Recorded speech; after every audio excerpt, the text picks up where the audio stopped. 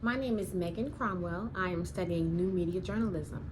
In this new industry, my desire is to reach a level where I can become a news anchor. My path that I'm hoping to follow is to complete my degree within the next year and then be able to go directly into a hands-on work environment in my area of expertise. I know that it will take time to become the best, but my prayer is that I will be given a fair chance at my dream career.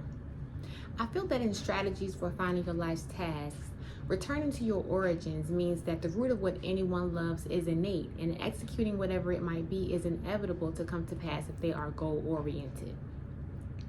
According to Green, in order to master a field, you must love the subject and feel a profound connection to it. As a child, I was the daughter of a preacher, my father, and a teacher, my mother.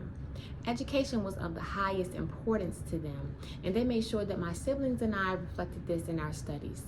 I loved writing stories and making up storylines, and would use the back of bill envelopes from the mail, magazines, important papers they needed for work, and I would write on them.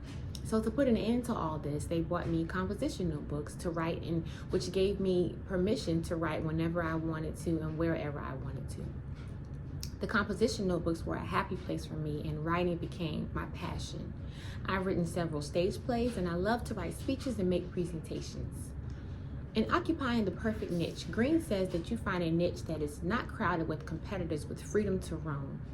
This resonates with me in the sense that whatever your area of passion is, you won't have to feel boxed in or compete, knowing your gift will make room for you.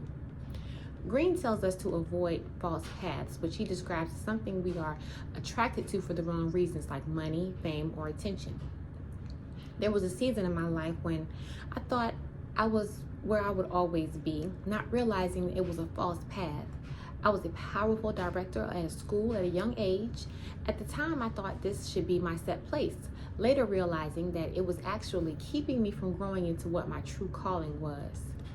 In Green's fourth strategy, letting go of the past, he tells us that your eyes should be on the future and not the past. I pondered over this concept for quite some time, embracing all the different meanings it had to me, ending with the thought of my own experience of dwelling in the past. When I was removed out of my comfort zone of being a supervisor and thrown into an awkward workplace, I could not give it my all and accept what it was for teaching for the future because I kept living in what it used to be. Once I embraced where I was and saw what I actually wanted in the future, I was able to accept happiness and fulfillment.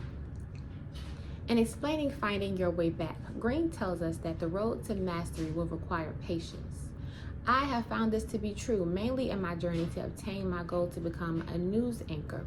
I definitely deviated from my path of writing and creating, and now wish I could reach my goal overnight, but I know it will take time, and I know that I'm now focused on mastering the task life has for me.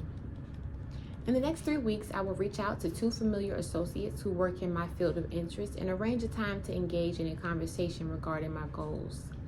Also, in the next 3 weeks, I will start putting together a portfolio of all of my scripts and demos to be viewed by employers of potential jobs of my interest.